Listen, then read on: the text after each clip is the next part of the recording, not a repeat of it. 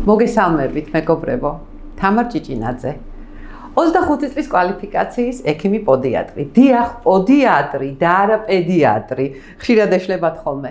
პოდიატრია მოიცავს ტერფის ინჟინერიას და სამედიცინო ბიომექანიკას. 25 წლის განმავლობაში, რა თქმა უნდა, თითოეულმა ჩვენთაგანმა გავიარეთ რთული გზა, მაგრამ თავარი ის არის, რომ გქონდეს მომავლის იმედი, საკუთარი თავის იმედი. ვისწავლოთ ჩვენს შეცდომებზე, რაც თავარია. საჭიროების შემთხვევაში, რა თქმა უნდა, ყოველთვის თქვენ სამსახურში.